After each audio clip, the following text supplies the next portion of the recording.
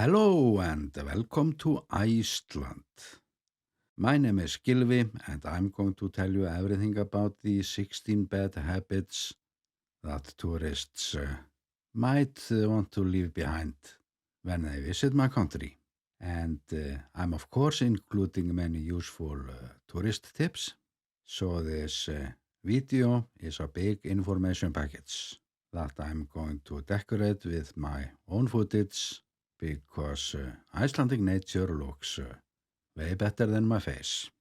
And many of my suggestions are about common sense and innocent cultural misunderstanding, since the Icelandic tourism industry as we know it today is in fact not very old. The volcanic eruption in Eyjafjallajökull in 2010, it turned into a huge land promotion that we are still profiting from. In 2009, tourism accounted for 3.6% of Iceland's GDP, and that ratio was at 8.1% in 2024. And to be honest, neither we nor the infrastructure was ready for this increased demand. Little incidents began to test our patience, and the issues I will be mentioning in my list have more or less one thing in common. They made it to the news and even to the police. And it's appropriate to make number one on my list, the volcano tourism industry. And although volcano tourism offers this unique chance to watch the ongoing creation of Mother Earth close by, that closeness is not enough for all. And we Icelanders are concerned that irresponsible behavior could turn into a major PR and image disaster, or the day when we have to send crispy tourists back in tiny little bags because they didn't follow the rules, or if we didn't seal the area properly. And there is a reason for this. In 2023, just after we told a bunch of tourists to find another playground, this happened. So if it wasn't for watchful eyes, they might have turned into a permanent part of our landscape. So we worry, of course, that selfie-driven tourists with poor judgment will go up in flames and take a part of Iceland's image with them into the furnace.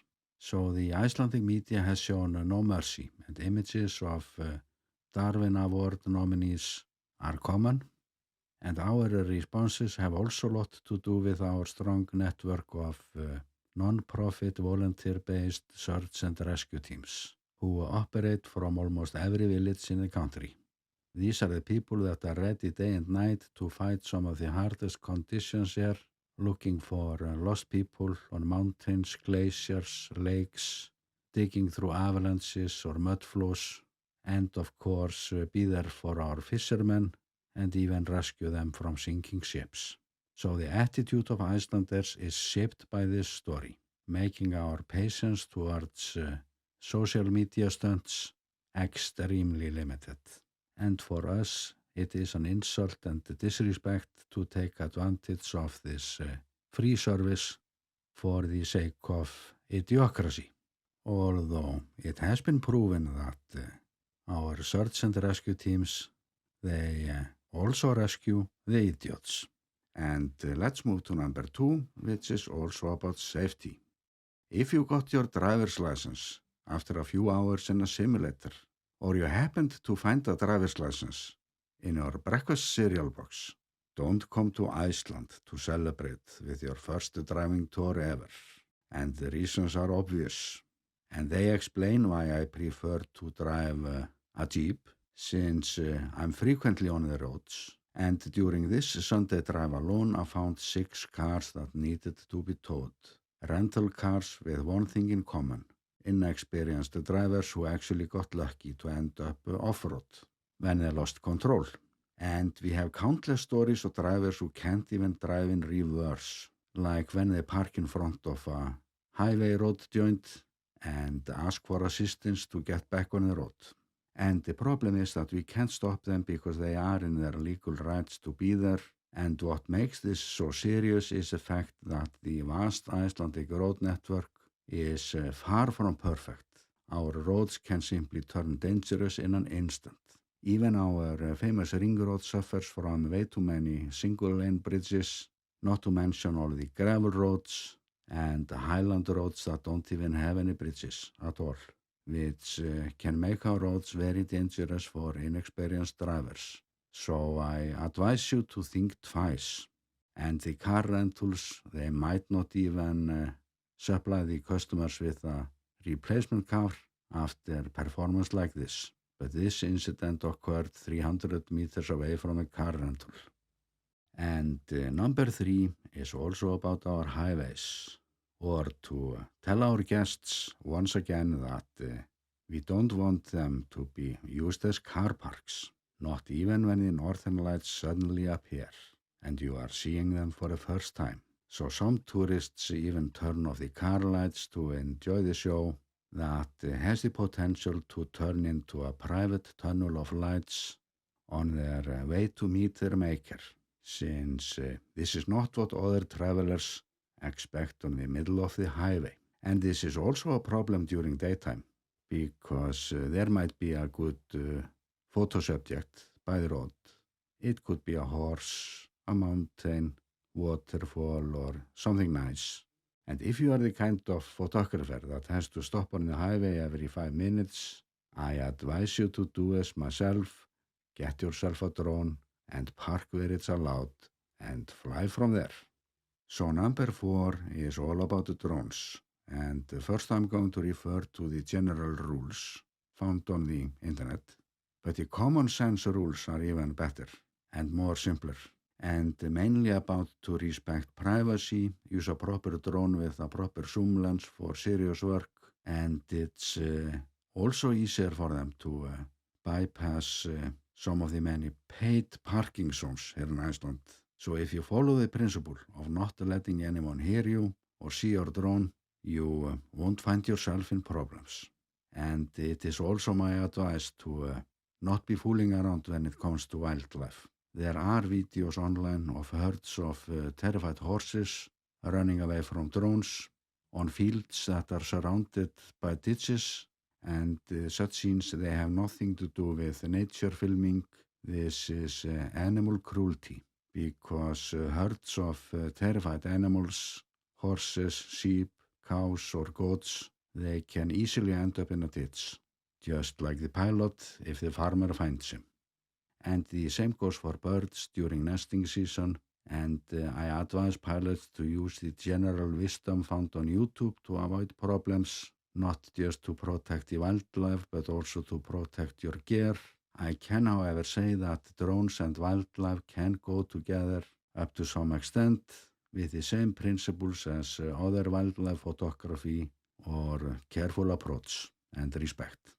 So in number 5, I'm going to stick to one of the most popular photo subjects to be found by the road, the Icelandic horse, and I'm going to make this one simple. Don't call our wonderful Viking horse breed ponies, like some toys for kids. The Icelandic horse is extremely resilient, way more than 1 horsepower each, and these overgrown, long-legged posh horses we see elsewhere, we feel sorry for them, because they wouldn't stand a chance in Icelandic nature, and they should be called the ponies when it comes to real work. So it is a bit insulting when they are referred to as toys.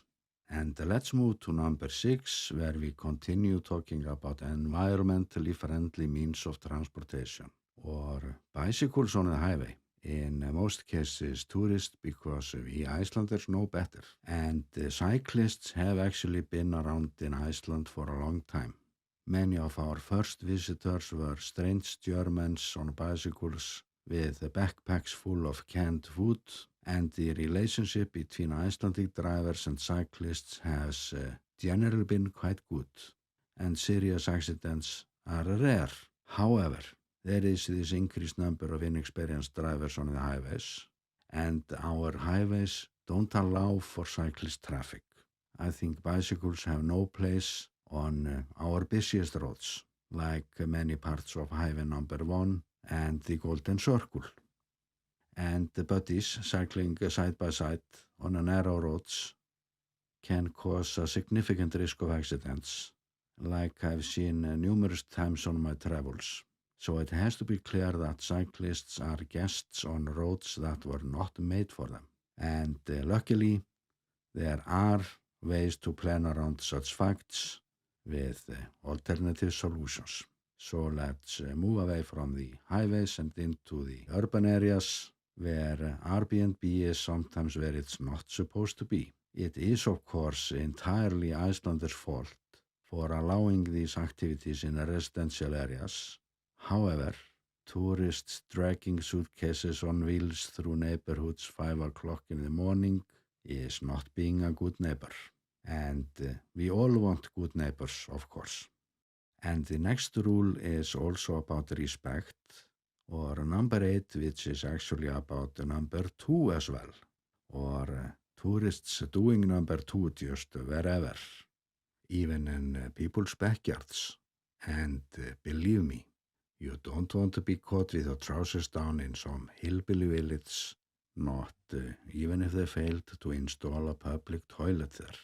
There might be a person there angry enough to return what the tourist left behind and even do something even more nasty with it. Or so say some of the newspaper stories out there. And like I said at the beginning, when the tourist boom started, we could have been better prepared.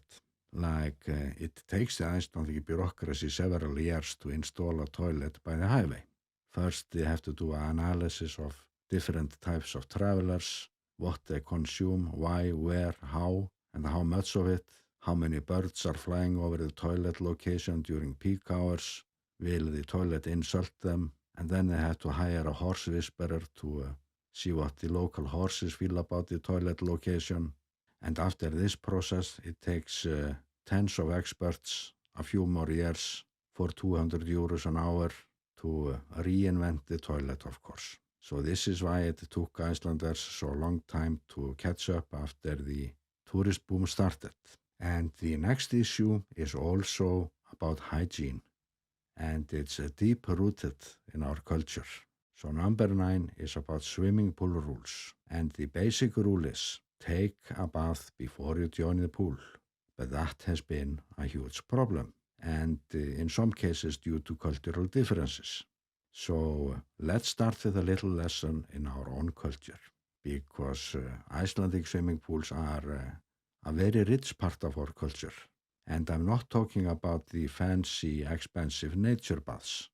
I'm talking about the ordinary Icelandic swimming pool like you can find in almost every village, no matter how small it is, where it's often the same people that show up every day of the week talking politics in the hot tub for an hour before they go to work. And this has made our swimming pools into a sort of social centers in a land with plenty of geothermal hot water. And don't misunderstand me. It's not as we don't like to have tourists around. However, when a group of cyclists come straight from the highlands after a long trip and skip the shower, determined to let the other guests in the hot tub enjoy their travel story in a very physical form, that is when the locals might stand up and talk to the pool attendant, who might take matters into his own hands. So this has become one of the most talked about problems in terms of tourism, but the rules are very clear. And number 10 is also about places that are sacred to Icelanders. There is a reason for this sign by a cemetery, because tourists on camper vans used to park there overnight instead of using a designated campsite for camper vans.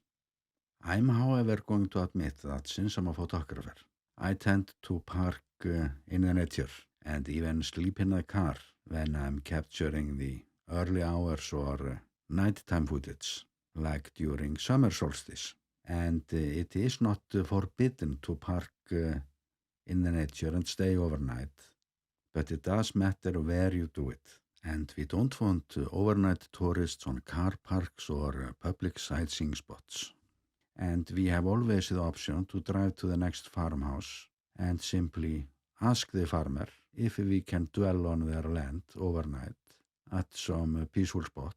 And the chances are that it would be no problem at all, because Icelanders are usually very helpful until the boundaries of decency and privacy has been reached.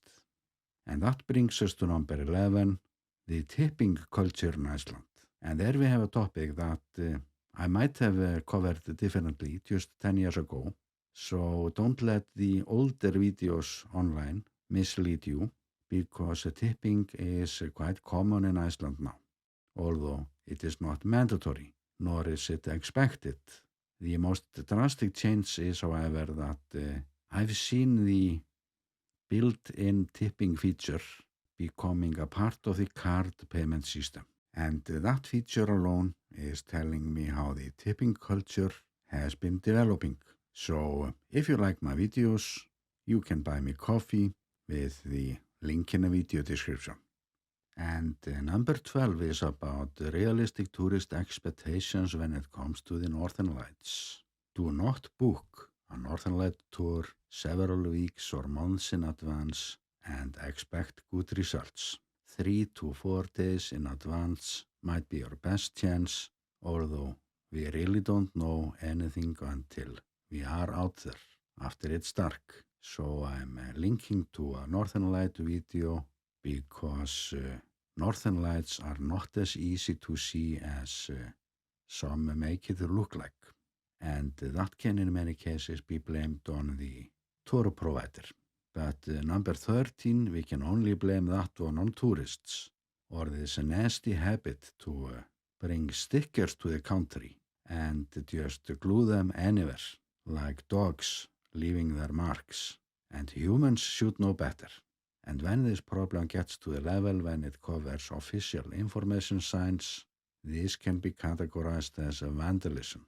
It's the only word for it.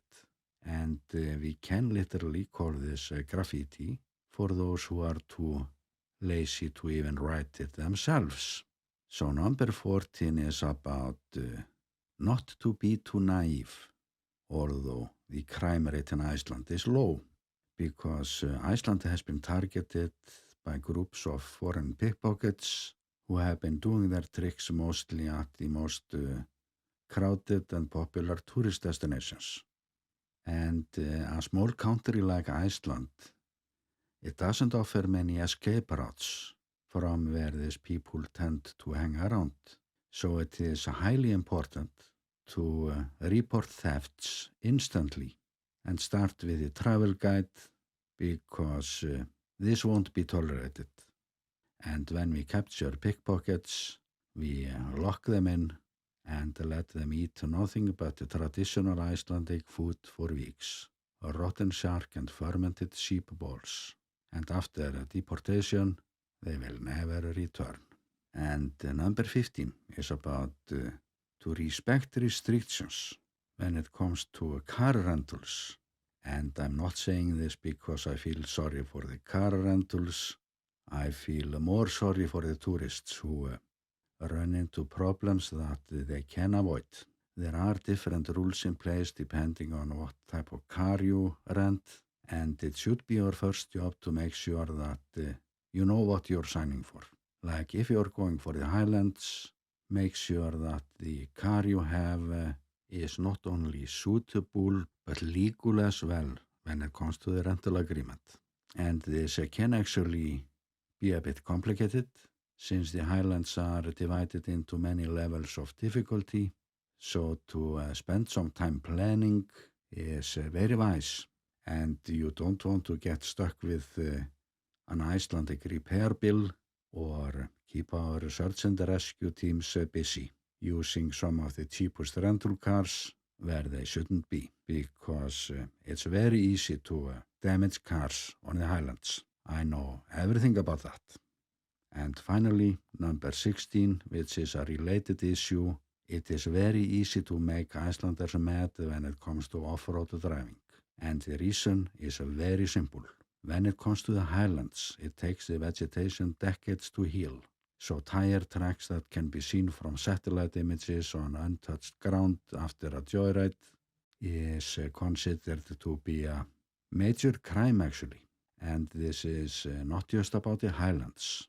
Closer to the city, like on the Reykjanes Peninsula, it doesn't take us long to find damaged moss. And in this case, I'm sure it was Icelanders that caused this mess. That has interrupted my filming because this shouldn't be there. So this off-road problem, it cannot be blamed on tourists alone. And we urge people to call 911 and report people doing this due to how extremely sensitive our nature is here in the high north. And some of the worst cases come from the so-called social media influencers, even bragging about their achievements. And one such driver was actually caught a while back, and it might have been his lucky day that the police got to him first, because photos of his car were all over social media while he was literally hunted down for a joyride in a very sensitive area that took a long time to fix. And this social media influencer was very surprised when our peaceful little nation turned so hostile wherever he stopped. And that is how seriously we take this. We don't want our unspoiled nature covered with tire tracks. And in addition to that, off-road driving is extremely stupid because we have a dense network of perfectly legal trails all over the country. And during winter, we have the possibility to go off-roading on frozen ground. So there is, in fact, no need for off-road action. We can get all the action we need through our extensive network of trails. And since I've gone through my list now, I want to say that I hope you enjoyed the video, and I might, of course, update this version at some point in time, meaning that your comments are always very welcome if there is something that you want to add to this. And finally, I want to mention the growing playlist on my channel about tourist tips. I'm not sponsored by any company or entity here in Iceland, so I'm doing my videos from my own perspective as a tourist. So feel free to subscribe, and with that I'm sending you best regards from my home country, Iceland.